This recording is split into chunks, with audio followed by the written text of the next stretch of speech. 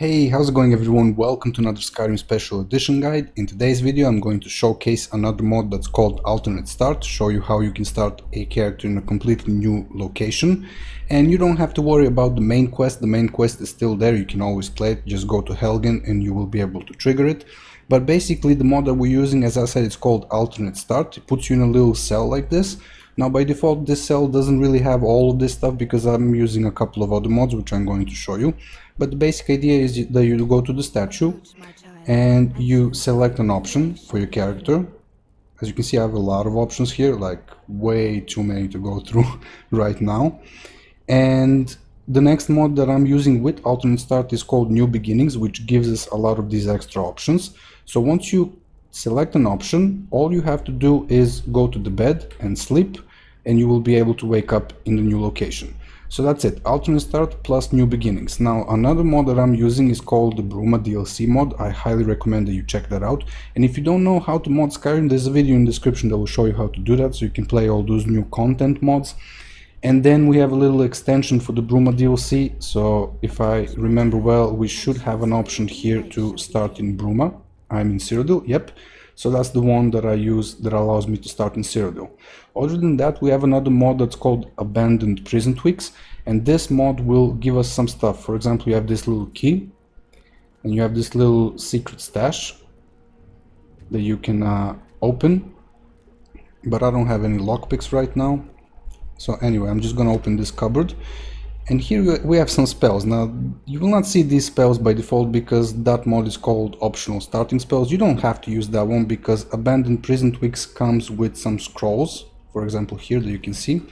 And once you activate those scrolls, you will be able to learn, I'm sorry, a little bit dark here. That's just the way my game is. Once you activate the scrolls, you will be able to learn all the starting spells. So that comes from Abandoned Prison Tweaks. Now other than that, you have some potions here. You have this guy here that you can loot. You have some basic gear that you can take. You don't have to take everything, but the idea is that you give your character a little bit of a background information. And you also have this book here that you can read. Now I have another mod that can read the books out loud, but I'm not gonna activate that. And here you can actually take a Mundus Stone. You can read a little bit about the lore, and then you can choose your sign. So if you go like that, you can take a sign, the constellation, let's say the Atronach, it will show you what it does, and you can go accept sign, and you're done. Now another mod that I'm using is called RaceMenu. It extends the character creation and character creation interface, and I already did a video on that, so it's in the playlist, you can take a look at it.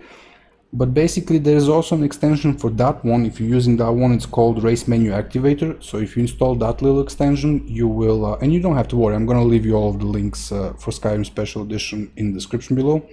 Once you have the extension for RaceMenu, you will get this little shrine of Mara, and here you can trigger the menu to appear. And I need to zoom out a little bit because I'm in combat stance. You can change all kinds of stuff for your character and rename the character. Press R when you're done, okay, rename it. And this can be useful if you change your mind, but it can also be useful if you have a lot of mods like me and you have a lot of MCM menus. What you can do is you can make a manual save, call it something like a template, then go through all the MCM menus that you have, configure everything the way you want it to be. For me it would take like 2 hours to do this every time I start a new character, which is not something that I do often, but I don't have to waste any time doing that. So when you configure it, you make a manual save, call it like a template or something, and then when you start a new character, load that save. You will have everything configured. You can also pre-gear, equip stuff, learn spells, all that stuff, like have a ready-made template, and then just use RaceMenu, change the appearance and change the name of the character and make another save for that character. So you have two saves, you have one template and you have one that you will play, and that way you can save a lot of time. So that's it for this little quick showcase. I hope you enjoyed it. If you have any questions, feel free to let me know. Everything will be in the description below. Even if you never modded Skyrim before, check it out, it's very easy, anyone can do it. And that's about it. I hope you have a great day, and I'll see you around, guys.